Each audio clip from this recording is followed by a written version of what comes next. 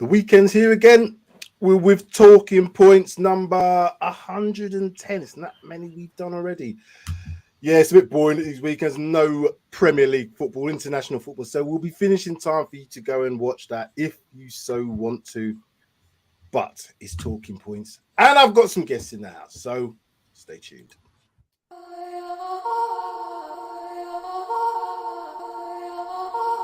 It's just different.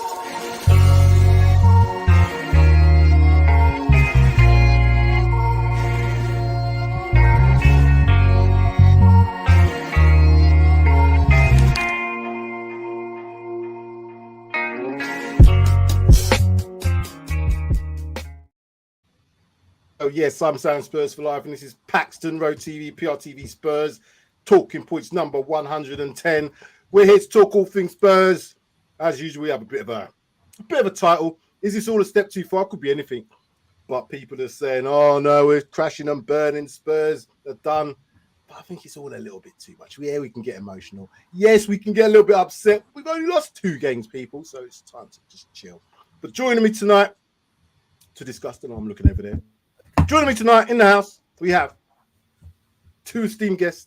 Sid Spurs, Sean Hurl, welcome back. How are you doing? All right. Okay. Like you said, we've lost 2 on the bounce. We've got a bit of a break now. And we just recuperate and we come back ready or not. Here we come. Yeah, it's like that. It just seems like there's not really football on, but I know there's international games. Sean, how about yourself?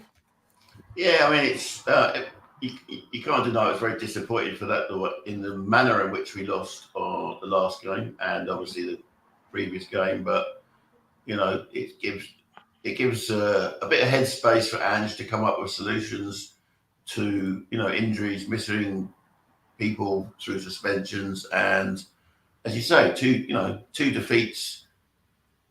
12 games in, is it? I don't know, something like that. It's 12 games in, yeah. Yeah, it's if you'd asked me that at the beginning of the season, that 12 games in, we'd have had 2 defeats, and other than that, been unbeaten. I would have bit your hand off. So yeah, I'm fine. Exactly. I would, and again, you have to always use a bit of hindsight.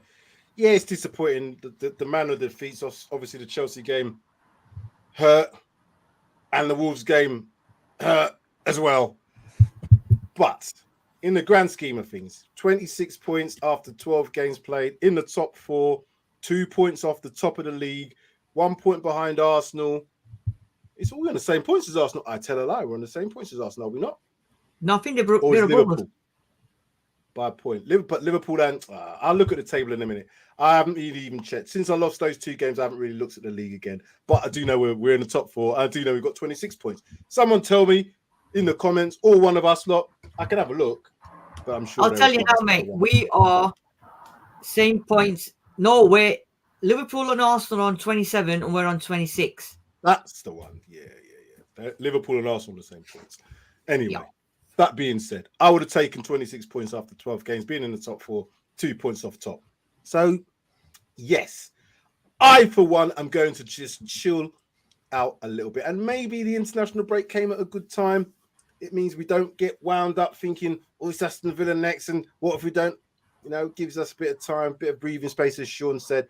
However, Darius told me the other day, Son came off with a little bit of a problem, but apparently he's okay. What's the word on the players playing or have been away so far? Any more injuries that we need to report on? He said he got fouled and he fell on the floor, but he said he doesn't like sitting on the floor when it's really cold, so he got up again. And I thought that was cast quiet, but apparently he was fine after the game and that. The rest of them, I think, Destiny pulled out because he's not well. Vicario's got fever. So hopefully Spike Lee didn't speak to him and it's not jungle fever. So hopefully he'll be fine, resting for the Villa game. And then obviously Van der Ven, people are saying that it's not as bad as it is and it could be a couple of weeks. And maybe... Wait, whoa. Hold on a minute. Time out. You were the first one. Hold on. Let me go back a little bit further. Do you remember when that episode that we had to see when you said, I don't think them players are going to get injured? Romero and Van der Ven, they'll never get injured. I remember that episode clear. Now you're telling me he's going to be back in 2 weeks after a hamstring. No. What they're saying is it's 3 to 4 weeks. And the rumours are he could be back for Man City. I said, no chance. They will not risk it for Man City. No way whatsoever, right? And obviously, Man City game, and how ironic it could be, maybe he's going to be the one that saves us. After all, he's Mickey Van der Ven. No, I don't think so. Even if he is, and he's back to training and it's whatever, there's no way they're going to risk him for Man City. Maybe a couple of weeks after, but I think Man City is way, way too soon. You can't risk him because you bring him back for Man City and he pulls up again and then that's him done. That's him done. And I think Ange knows that. So there's a lot of rumours spreading around that he could be ready in a couple of weeks, but nah. What's your thoughts, Sean? Because I've not seen those rumours. The last I've heard is at the best it's January and it's more likely to be February. Yeah. People are just getting excited. There's no way he can be back in 2 to 4 weeks. No way. Grade 1 tears are usually minimum 4 to 6 weeks. Minimum. That's just if you've got a slight tear. Grade 2, which apparently is between a grade 2 and a grade 3. I'm not quite sure if it's a grade. But I think that's 8 weeks. The NHS says 8 to 10 weeks. Yeah. Yeah, definitely 8 weeks. If you rush him back, you are on that border of 8 weeks because the 8 to 10 weeks gives you that flexibility of being able to just see. Because some players do heal a little bit quicker, but with hamstrings, they're quite key in terms of that timescale. It's just that healing process, and I just don't think there's any reason to rush him back. No, certainly not before I would say mid-January. My opinion, I don't think he's going to be mid-January. And Sam, like you said, it takes 4 to 6 weeks. Yeah, that's a normal doctor at a different club. This is Tottenham Hotspur Football Club. Yeah. Our medical, our doctors, remember our doctors, yeah? So that 4 to 6 weeks probably end up being 46 weeks because I don't trust our medical team. Listen, you have to go by, I'm going by what I know, my own knowledge based on the injuries I've had. I've had that injury. I've not ruptured it, but I know people who have, and it's a horrible injury because it's a psychological aspect of it as well. So again, we need to talk about these injuries. I think let's start on the Van der Ven one. Let's just take a little bit of a step back to that Chelsea game in hindsight, as we can do now. I'm thinking to myself now, there was a few things that could have been done in that Chelsea game when we went down to 10 men. Obviously with the Dojo, then we even went down to the 9 men. So I take that. But Angie's saying stuff like he's gonna, I know we probably covered this a lot, but I just wanted to kind of, having had a little bit of breathing space. Do you think he's right in sticking to his principles, even at that sort of 9-man situation? We've all seen the picture. We've all seen, 8 men on the halfway line, blah, blah, blah. Are we going to have to adapt certain things? Because we've got some tough games coming up. We've had some tough games already, but Villa's coming up soon. City after that. Newcastle in there somewhere as well. West Ham. So West Ham as well. So they're going to be fired up. Do we need some adaptation in the way we play? Not saying change of style, but an adaptation to how things might need to be done. And I'm asking you firstly, Sean, because you the man who's got the Celtic knowledge as well, based on the injuries that we've got. No Maddison, potentially till January. Van der Ven we know about. Romero out. I don't know who's going to play in defence. No Phillips at the moment. It's a bit of a Dyer Davies situation. It's not the best. What do you think Ange needs to do in the next few games with the injuries and suspensions that we do have, mate? There's the $64 million question, Sam, because what he needs to do and what he's going to do don't necessarily marry up. He's just gonna. I mean, what he's going to do is he's going to play front foot football. I mean, it's he's played it everywhere, from Australia to Japan to Scotland and now with us. So I think, and to be fair to him, our problems against Wolves, I don't think emanated at the back. I think it emanated in our midfield, where too many players had day to forget. Bissouma, Sarr, and Højbjerg just did not do the job. And, you know, I think the TV company gave Davis the man of the match, which I thought was, at that point when they make the award, which is usually 2 minutes before the end of the game, or, you know, 88 minutes, it was the right thing to do. Yeah. But it was our midfield that let us down, you know. What the hell Højbjerg was doing, pinging balls at 100 miles an hour over 10 yards, and then, you know, the referee making the decision that Lo Celso fouled rather than being fouled. You know, these are marginal things. I think he won't bring in the youngsters. He won't bring in the youngsters because he prefers to have experienced players if he can, particularly in the bigger games. So he's going to play high line. Whether it's, you know, quite, I mean, that was madness against Chelsea, but that hand was forced. And, you know, I still think he was bloody brave. I think he showed big bollocks there by going up against, you know, was it 7-1 formation? We were that close to getting a 2-2 that night. You and I sat there and watched it, and, you know, if Son wasn't knackered, he scores that chance, and we just hold out for the 2-2 because I don't think Chelsea would have had the wherewithal to come back at us. And I think we would have. So he's going to play front foot football. He just needs to pick the right personnel. Is this a time for, say, Lo Celso to start a game? Maybe, maybe not. Depends what he's doing. He didn't play for Argentina the other night, so, you know, he'll be relatively fresh. We'll see. Yeah, Sid, I'll come to you in a minute. On the Wolves game, the Chelsea game. Yeah, okay, forgive that. You know, he's going to play his way, even with 9 men. I accept that. I did think there was a couple of things he could have maybe done, dropped it 5 yards, maybe even 10 yards, if you're not going to put pressure on the midfield player with the ball. Because they did that, as you said, for a 7-1, but then it was an 8-0 at one point. There was 8 players and there was nobody pressing anybody. That's the easiest way to be able to get in behind is just make a curved run, timed run, and somebody can play a pass. I can play that pass, as I said. The Wolves game, though, there was some things in there. That to me was mentality. That wasn't anything else in that game. They defended very well. They defended absolutely fantastically well. And you're right. I initially said, defense. The midfield didn't play their part.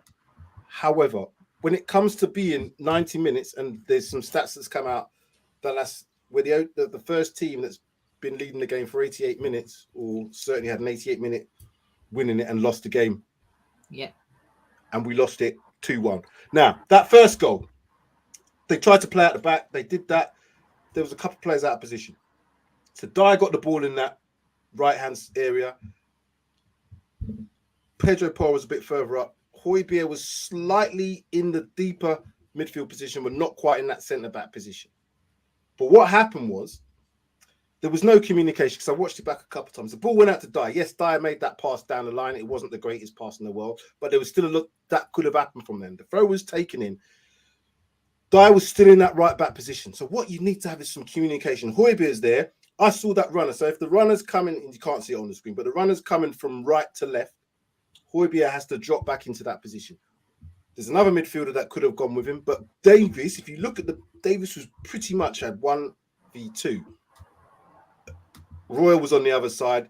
He had to try and obviously make sure that he was covering the man that's on the right-hand side, but also trying to cover that. So there was a lot of stuff in there. He could have helped out, but the biggest thing was no communication. All it would have needed was like, Højbjerg, drop back into that position. Or, you know, Dyer goes back into that position and tells Højbjerg to go and press onto that man. Neither happened. And then what made it worse is there was no pressure on the player who made that cross. So if you watch it, and Dyer does this all the time. He even does this in the bloody penalty box. He keeps dropping off. He drops off. He's like he's defending, but he's not doing anything. You're 5 yards away. You've got to stop the cross at source. That was the biggest issue for me. He didn't stop that cross. Davies couldn't really do much about the touch and the finish. But then the second goal after that, again, they're trying to hold a line on the 18-yard box. You've got to go with runners. I've been told this by many, many coaches. Spaces don't score goals, players do. So a player's making his run in there, you've got to go with him. if it's in the 18-yard box, can't play offside. So 2 errors like that, and must have been bloody angry. He must have been angry. So Sid, if we're going to play that way with this high line, how are we going to do it if we lack pace? Because Dyer lacks pace, Davis lacks pace. How are we going to do that? I don't see an alternative. I think we had this discussion the other day, didn't we? When I think on the reaction, and I showed you the team, and I said, where's the pace coming from? Because the back four don't have the pace. Højbjerg doesn't have the pace. Bissouma doesn't have the pace. Papa Sarr maybe.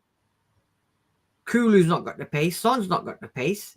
So none of them have got the pace. And I think, like you said, Sean, I think if that's the way he plays, then we're just going to have to do what Take That normally do and sit and pray. Because against Villa, the likes of Watkins and them lot, they're going to have a field day. Because pacey, and he likes to go in the middle or he goes on the left. And he'll be making them runs. And if they find them, even City, if they find them runs, West Ham, Newcastle, they've all got runners. And if we play that back line every single one of them games, we're going to be found out well and truly, because Dyer and Davis is not the answer. We haven't got anybody else unless Phillips comes in for pace. But again, not tried and tested. We all know what Emerson Royal does. We all know what Pedro Porro does. So if we're going to carry on with that high line, I think we're going to have a few problems, because we don't have Mickey van der Ven that can come and rescue us. And I think, has he got a plan B? I don't think he has. Like Sean said, that's the way he plays, whether you're playing with 11 men or 9 men. You know, it's like that song, isn't it? 9 men, 10 men went to war, and then we went down to 9 men, and he still continued it. Everyone's noticed it. Everyone said it. So I don't have an answer for that shit, Sam. I just think the high line, if that's the way he's going to play, and he's already said it, that's the way I play, and that's the way I'm going to play it, then I think we're going to have problems at the back. And the midfield's not helping, like Sean said. That Wolves game, that midfield did not help at all. So we've not only got problems in that, we've got problems in creativity as well. And now that Maddison's got, who is going to create who's going to create? Is Lo Celso going to be the creator? I don't know. Can he create? I don't know. So we've got, I know we've only lost 2 games, but potentially the next up to January, it is now where Mr. Postecoglou earns his money, and the players have to be now, they're saying this unity and all this togetherness. This is now where we'll actually find out now, because like I said, and I said it a while ago, we don't get players injured, not all at once. All of a sudden, we do. Destiny could be back up against Villa, so that is probably the only pace that we're going to probably have. And if he's the only pace, then we might as well put Hale in as well.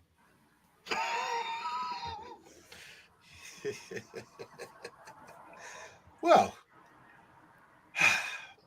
my thoughts are, okay, I'm going to come back to Sean in a minute.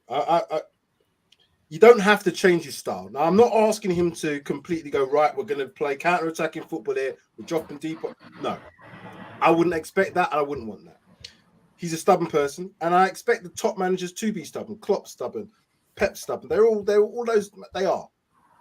But what I do remember, Liverpool had a similar type thing when they had, what's his name out? Oh, Van Dijk. I think Matic was out.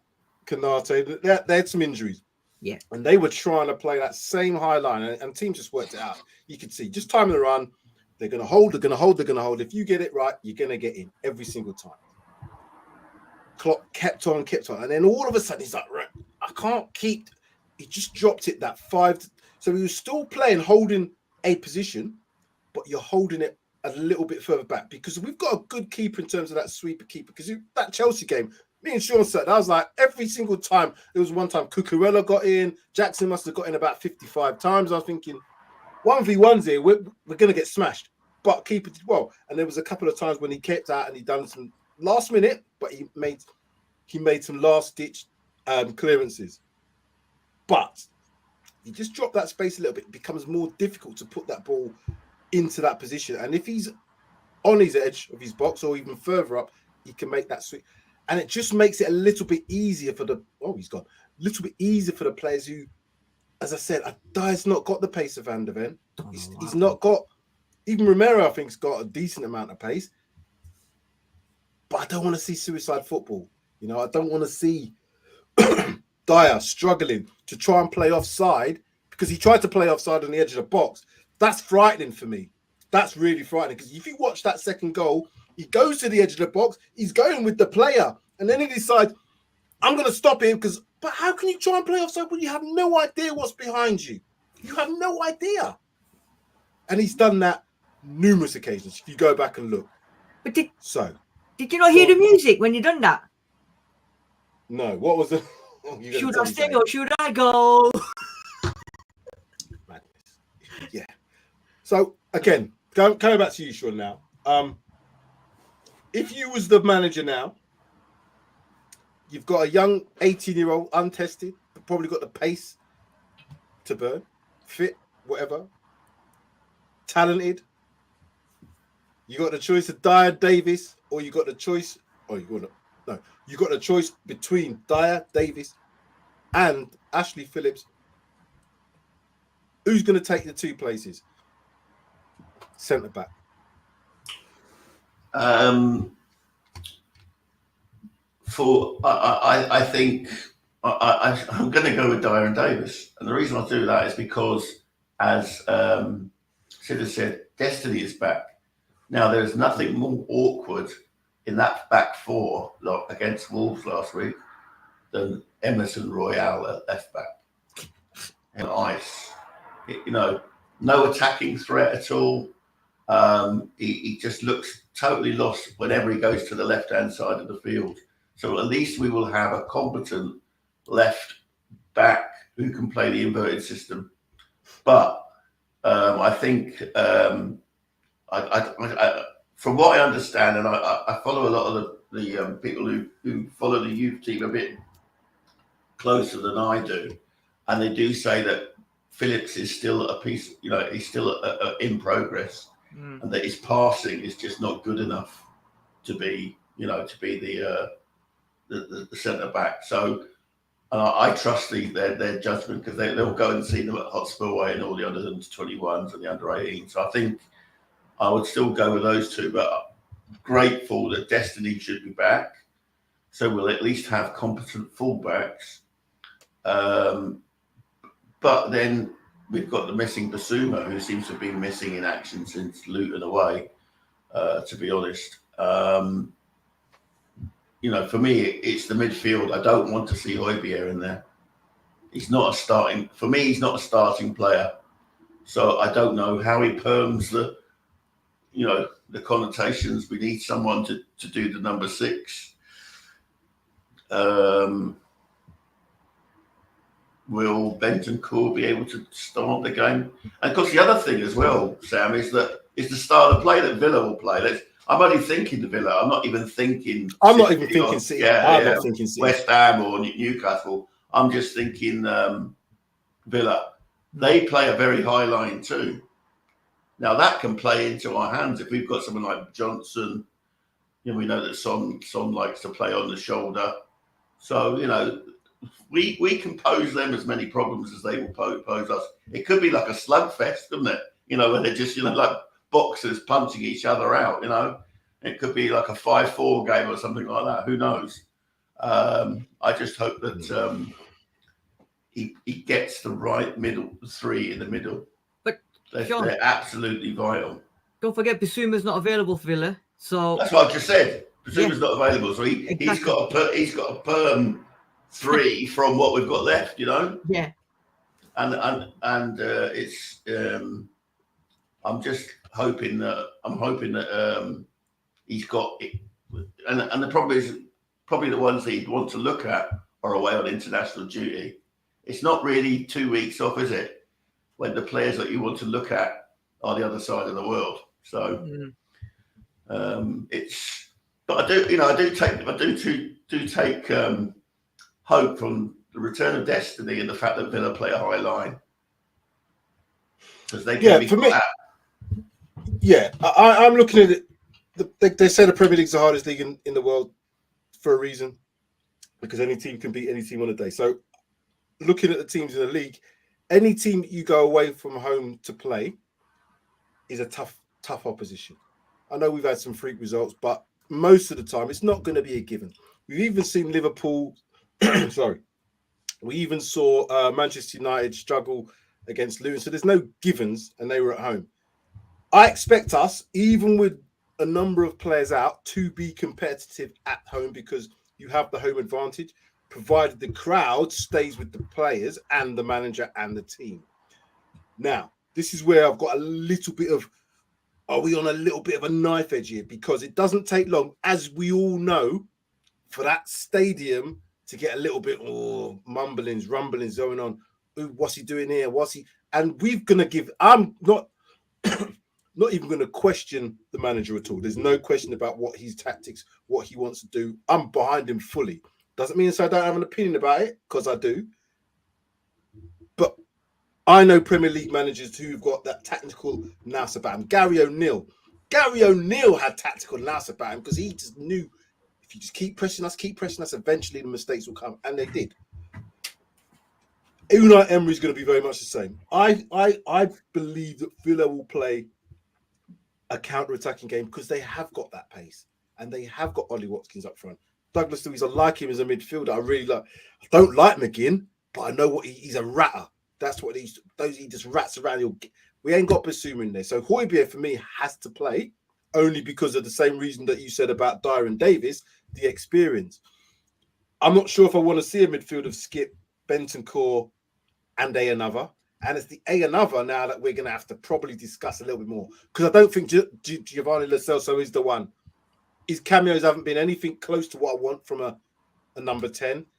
And he just looks like, he almost reminds me sometimes of those kids at school. Like, I'm brilliant football. I really want to play. I'm really good.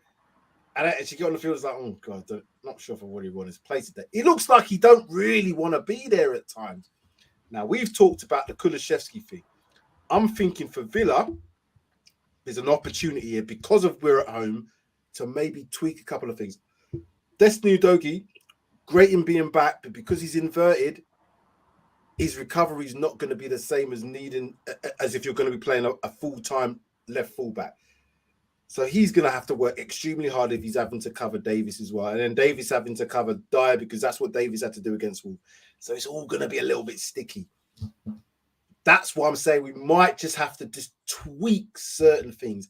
The tweak I would make is probably to have a bit more of a rigid back four, as opposed to having players in the inverted area, because it stops them playing in them wide areas, because that's where Villa are going to play. I think they're going to play a 4-4-2 almost, and they're going to get wide players going into them wide areas and make sure that our centre-backs are under pressure all the time. Because if you put Dyer under pressure, we know what happens.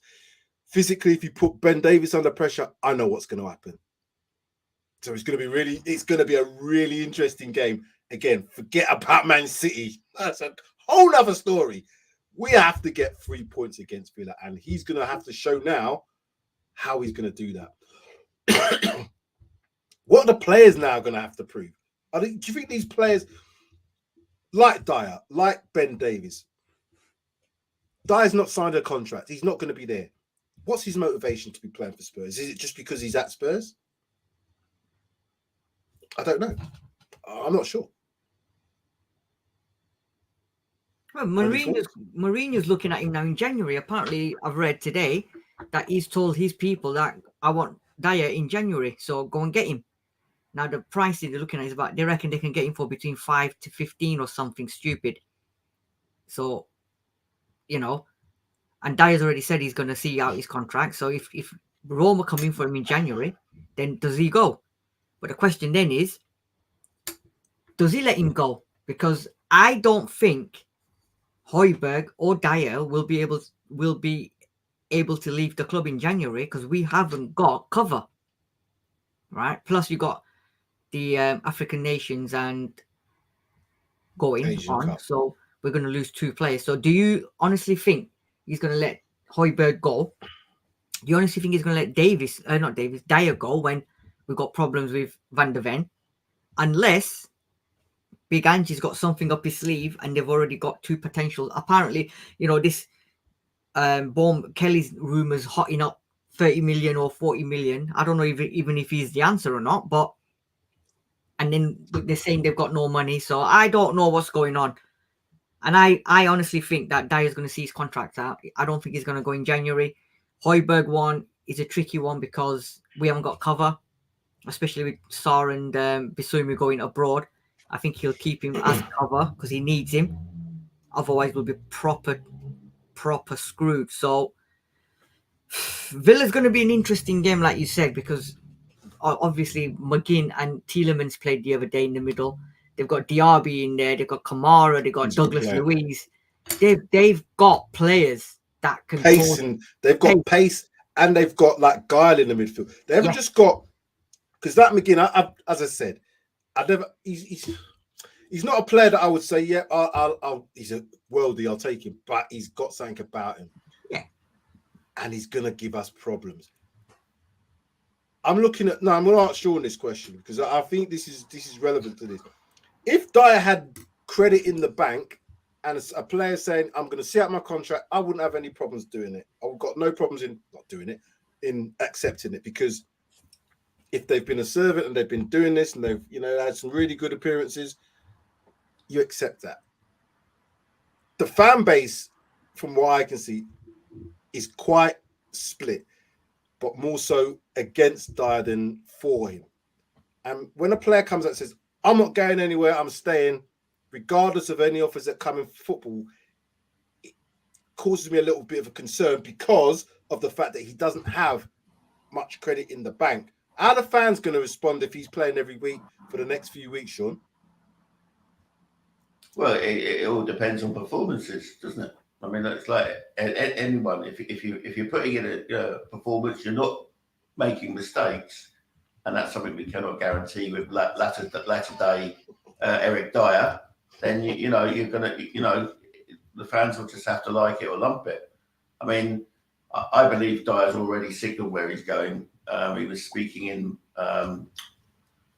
a conference in Lisbon this week, and he's already said that he's going to go to Sporting Lisbon next summer, because that's where he started his career and that's the club he feels most affinity to. So, I think he's here until the end of the season, I would say.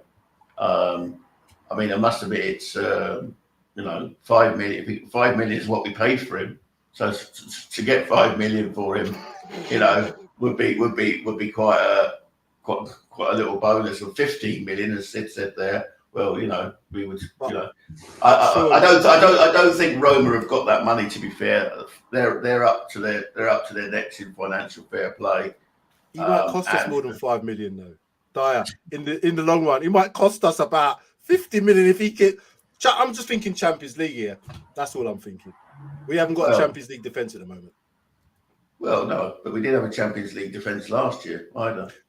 We did have it at the beginning of the season. I would have gone with Romero and Van der Ven in the Champions League, and it was Sid who's done this.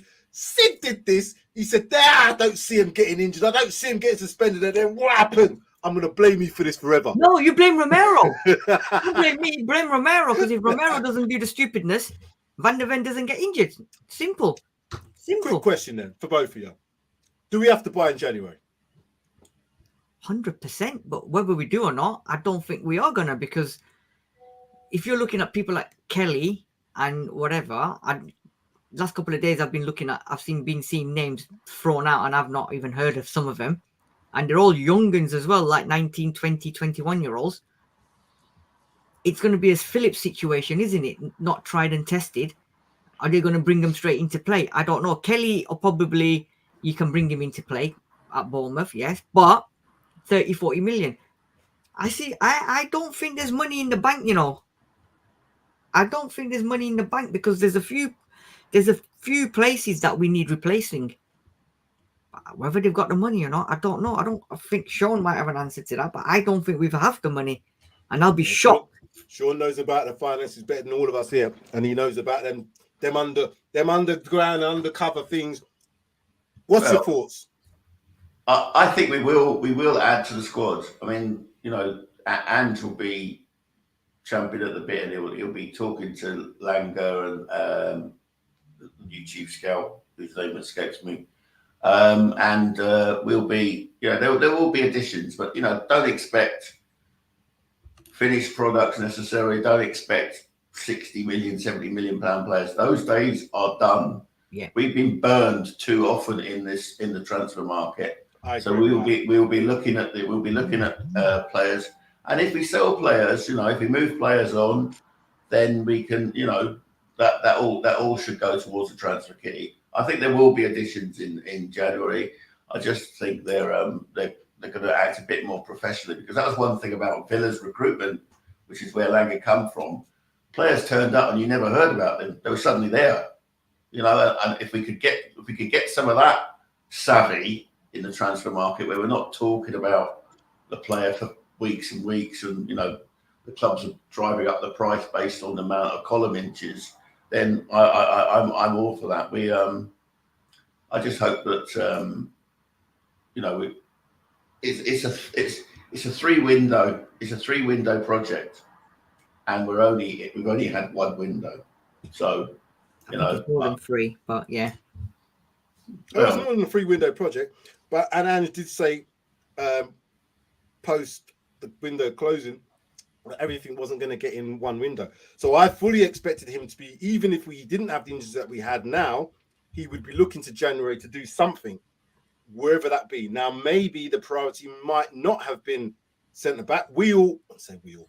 I certainly thought it had been, regardless of the situation now. I thought centre back was always going to be a big issue for us.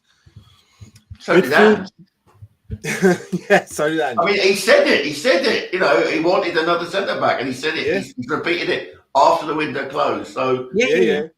So that's clear for me to see that if the manager said that, and he wasn't in this situation, he's not going to Daniel Levy and saying, you know what, it's all right. They'll be back in a few months. We can make. He's not going to be making do, because we've got an opportunity, and no matter what anybody says outside of us as Spurs, we are in the title race. Not to say we're going to win it, and not to say we're going to be up there come May, but we are in the race. If you're in after 10 games, the position that we're in, the stats show the finishing positions of those teams. They're usually within the top 4, potentially top 3. And a number of them have gone on to win it. I'm not expecting that from Spurs, but what I'm expecting us to do is to be very competitive, regardless of the team that we put out, because we've got a good manager and we've got a lot of players who are decent players. And I've said last season they weren't coached. They haven't been coached for a few years properly. We have got a coach who's doing a good coaching job. But I don't want to see any more Jed Spence's coming. So I don't want to see in January a project as such, a prodigy as such, a potential. If we see another 19, 20-year-old come in, nah. It'd have to be a Jude Bellingham type player to come in. We're not going to get that sort of player. So we're going to have to get some experience in there, but good experience that will know their role once everybody's fit. That's a real difficult thing to do. That's going to be the problem. They're looking at Neves as well, aren't they? This 6-month deal. That's hotting up at the moment. And apparently, I don't know whether it's Ange or above, but they're saying that we want Neves. And for 6 months. I can see exactly why you'd want Neves. Yeah. 100%. And that would be, do you know what? That would be fantastic fit for 6 months. The voice of reason is below us. Let the voice of reason come on. Come on. We wouldn't take Neves. Am I listening to the latest episode of Jack and Ori? It's not happening. Neves is on 400 grand a week playing pub football in Saudi Arabia. We ain't paying those wages. Of course we're not paying wages. Don't even think about it, because you're just going to disappoint yourself. Sean, it could be one of them where they say, you know what, you can pay X amount of his wages. May happen, may not. I don't think it will happen. I don't, because Newcastle are not going to get him, because apparently they're going to block everything possible for him to go to Newcastle. So it'll be an interesting one. I'm just throwing it there. I'm just throwing it in there. Let me just throw a bit about the Saudi thing. The Saudi thing might be slightly different, because whereas there's financial fair plays and all the rest of it here, they can pay players off. So they might be in a situation where they say, you know what, we'll pay his wages off. We'll pay if he's got, I don't know how long he's got left on his contract. No, it's only 6 months. Yeah, so they might just say, "Oh, fuck it." Not in those words. That they might say something along the lines of, "Well, we'll just pay him 6 months," because it's nothing to them in terms of that money aspect of it. And then a player of that sort of caliber knows he's not going to get 400 grand in the Premier League, maybe on a slightly lower wage bill. But I'm with Sean. He's not going to say, "Well, I'm on 400 grand here. I like that touch. I've been paid off. I'm now going to earn 75 grand." It's not going to happen. So we're going to have to get something. If Neves is a real target, we're going to have to negotiate pretty good and hope that the Saudis maybe give him some money to sweeten the deal. Because no way, if I was a player on 400 grand, I'd just stay there for 6 months and just earn that rest of that money. I think he's got a longer contract, but there's some, I can't remember what it was, but for 6 months, he's only coming for 6 months. Then he's going to go back to Saudi. That's something along the line. So they might pay his wages then. They might that's what I'm saying. You never say never. Sean, voice of reason. What are you saying? It's not happening, and stop talking about it. You're just going to drive yourselves mad. And it's open in November. The transfer window doesn't open until the 1st of January. We're not going to drive ourselves mad, Sean. We've already driven ourselves mad. This is madness speaking. Yeah, listen. You should stop taking the tabloids. I don't listen to the tabloids, mate. I don't. I listen to. Go on. You want to listen to TalkSport? Even better. Oh, forget that, man. I don't listen to none of them, because they're all ex-Arsenal players chatting shit. When you see what they're all about, what the media's about, it's all about selling and clicks and all the rest of it. So when they come out of any of these rumors about these players, I don't really believe any of it until, as the saying goes, until they hold the shirt up. Until that day, until that moment, I'm going, because we've seen too many of these rumors get to the point. Who was the player that we almost got? Oh, it was even. There's about 400 of them. Well, in the summer window there, Ange spoke to a player, and he said when he spoke to him, he didn't like the sound of. He was just looking to leave his current club. He wasn't feeling committed to the club, and he said, "No, fuck you." I think that was Top Sober or Raya, wasn't it? It was Top Sober or Raya. It's one of them two, but they reckon 99% it was Raya. Yeah, and he went to Arsenal. So bloody hell, England 1-0 up already. Yeah. Ned Kelly, Dave had armour. What's that about? We don't need to fear. Dave said that we need Ned Kelly, not Lloyd. Oh, I'll get it now. Dave said we don't need to fear Villa, especially at the lane. As said, the home advantage we should take. Villa have won only twice away from home at Burnley 3-1 and Chelsea 1-0, and Chelsea had 10 men, so we will beat Villa. I'm not saying well we will. David Clark. Well done, David Clark. But I'll give you this. I'm more confident against Villa than I am against City. Put it that way. I've watched our under-18. I don't know if Chelsea can get 4 past City. Who knows? Who knows? But not with our players. Not with the current players that we've got. They had a lot of good players on that pitch in Chelsea. And I have to look at them now and say, any team that plays toe-to-toe against them, they'll give them any team a good game. Now that they're starting to find their feet. I've watched our under-18s and under-21s, and although they're flying, but they're still way open at the back. And if it wasn't for bad finish from our opponents and good keeping from our keepers. Well the rumors about the Barcelona ex-leagues will come to Spurs. He's on 198 quid a week. 180,000, not 198 quid. Yeah. Because if he's on 198 quid, it's Rafinha. That much. No, Rafinha's not coming. So he's not. No. He's not coming. Silly. I'm more. Now, I know the voice of reason said that Neves we should not think about it. But the more I think that these Saudis, because they've got that money, if it's a 6-month thing and he's going back there, why they not? might pay the wages. Because how are they going to get rid of him? How are they going to get rid of him? Who's going to pay that money? Who is? Just think, you've got a 400 grand a week asset. You're going to play it. You're going to send him to the most competitive league in the world, and he finishes up with an ACL. Don't be silly. Who's paying? Don't be silly. I know. You know, they're not stupid, the Saudis. You know, they're not.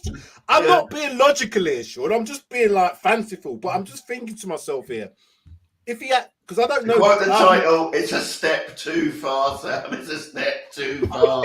I don't know why they're getting rid of him. Why does he have to go for 6 months? What is? I don't know anything about this deal. Somebody just explain, why does he have to go for 6 months and then return? He doesn't have to go. No, he's not going anywhere then, is it? It all started because they thought Newcastle might try and use their influence. No. Right. Money talks, and bullshit walks. And that's players on that deal. Yeah. That deal is a bullshit. Unless he's desperate to play football and he's not playing football over there. Apparently he's desperate to leave because he wants to escape the Saudi nightmare and he wants to come to England. How much of a nightmare is it when it's 400 grand a week, though? On Elm Street. It's not really that much of a nightmare. It's a bad dream. I'd say it's a bad dream as opposed to a nightmare. If I was on 400 grand a week, I might be able to put up with a few things. Now, I'm not saying that's all about money, but I can't see him moving anywhere just to play football on lower wages unless they're supplementing his wages. I can't see it.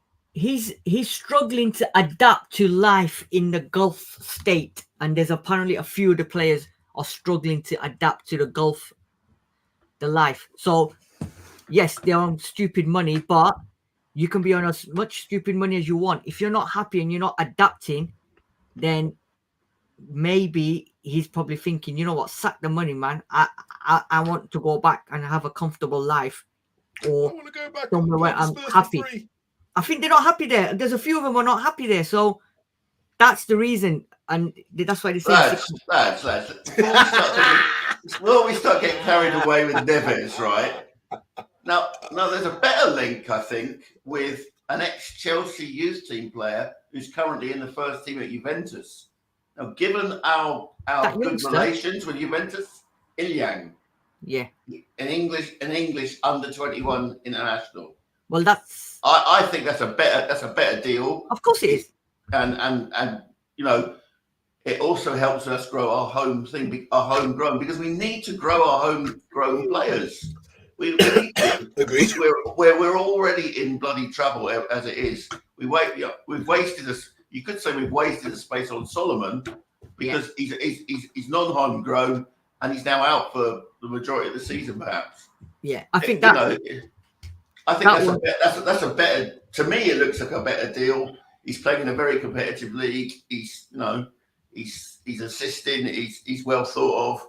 But Juventus are a basket case financially, and are prepared to do a deal with us, especially if we use our consultant. Know what I mean? It could be Højbjerg deal. Could be used as a makeshift. You never know. Could be. Makes more sense, and to me, it solves issues that we currently have.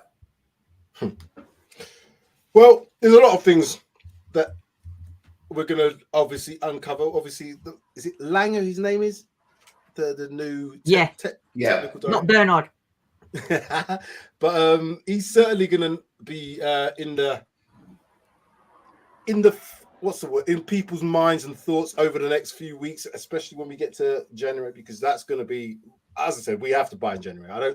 I think whatever plans they had in terms of timing in January, I think that's going to be brought forward. And whether or not there's an ability to bring any players forward from the summer that they may have had their eye in terms of defensive players, they might be looking at that also. But they need to be able to get to do what, like the likes of Villa and Brentford and Brighton, find some of these players who nobody really knows about. But oh my God, we found him in Van der Ven to a degree, but he was known to others. There's players that I've seen coming at Brighton or Brentford. Who's he? That Diaby that came in, I didn't really know about him at Villa. Villa, yeah. Bloody great player. He's a bloody good player. Now, it can go the other way and you get a miss. We've had some misses. But it seems like those sort of teams, they don't really have that many misses. Now, I don't support them, so there might be a few in the squad that might have been misses. But Brighton especially, they sold a whole host of players. A whole lot of big name players. And they're playing better now than they were before. That's the scouting. I did say we're going to finish by 8 o'clock. So, final thoughts then, guys. Sean, final thoughts. Villa game coming up. That's the only game we're focused on, right? Yeah, absolutely. The next game, that's all that counts. I trust Ange to come up with solutions within the squad that he currently has. And I do feel that Villa, as David has said, are gettable away from home when they play their high line. And we love that. We love the high line. You know, it plays into our strength. So yeah, I'm less worried about Villa. Come on, you Spurs. Come on, you Spurs. Sid? Yeah, I'm not worried about Villa. In fact, actually, no, I am worried. In fact, for the next 4 or 5 games, not just the next game. I'm worried for the next 4 or 5 games. However, if we go up early, I just hope we don't try and sit back and try and do what, or not sit back, but you know what I mean. If we're 1-0 up with 5-10 minutes to go, I just hope we try and see games out, because we can't keep trying to attack and win a game. All these teams that win 1-0, 1-0, 1-0, 1-0, when they're not playing well, you've got to grind out results. You've got to grind it out. And I just hope Angie's got it in him now and realise after that Wolves game that, you know what? Oh, when it's not happening, I've just got to sit back, see the game out, get the points. 3 points, simple. But we haven't got the players that can do that, Sid. Last season shows you that. I know. We go 1-0, we go 2-0, we go 3-0. That's the Ange way. I know. You win game. You take control of games by scoring goals. So don't have it any other way. I know. You take control by scoring more goals than your opposition. So go 1-0, go 2-0, go 3-0.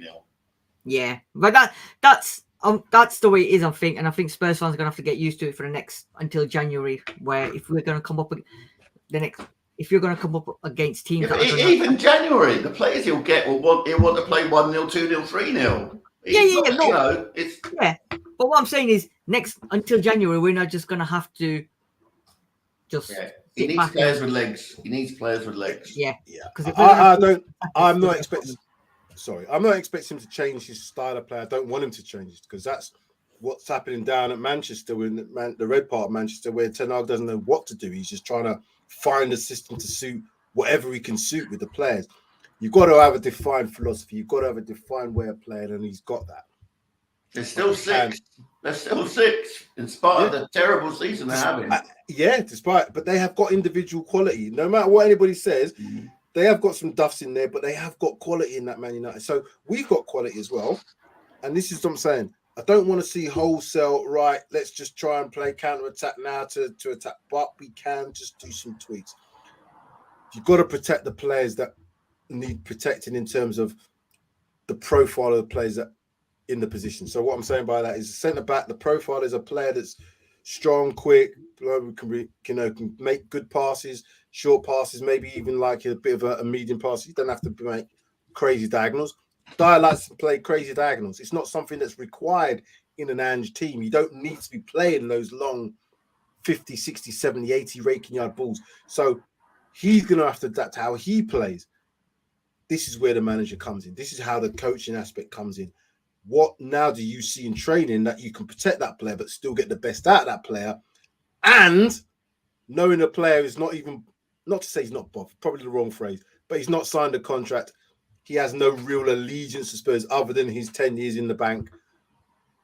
I just want to see a little bit of tweaks. We'll see that at Villa. City's another conversation. Anyway, England are probably still winning. A couple more comments here. I hope I'm eating humble pie. I hope I'm eating apple pie. Bloody hell, power gone again. Candles out. That's Kevin in Ireland. England are looking bloody ordinary against Malta. What do you expect when you've got Gav Southgate in? Don't care. I don't bother. Sid, thank you very much. You're on mute. Can't hear you. Sean, thank you very much. You're not on mute. I can hear you. And didn't say anything. Hungry boys. I am too, Sid. That's why I'm finishing, because I'm hungry too, mate. I gotta go. Thank you very much. What was I gonna say?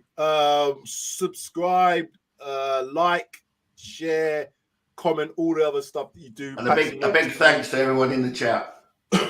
Sorry about the peanuts. I was hungry, so I had to have a few peanuts in the background there. Always, because I was hungry. It's always me. It's always better, always good to watch Paxton Road TV over England because you're not going to get bored with us. I tell you that now. Right, you won't get bored of us. You're not going to get bored of us. And simply as it's a great show, Dad. Thank you very much. Thank you, Sippy. That's it. We'll be back after the international break, I think. We might be back before, don't know. We'll see. We'll put Sank in there. We'll do Sank. Well, we're going to have to do a preview for Villa at least. There we go. Preview. Preview for Villa. This red wine is affecting my throat. Anyway, come on. That's it. Go now. Where's the music? That's all I've got to find, Sid. Unless Sid's hungry, because I'm hungry too. Where is it? It's here. Okay. The reaction. Thanks for the final. Bye. Bye.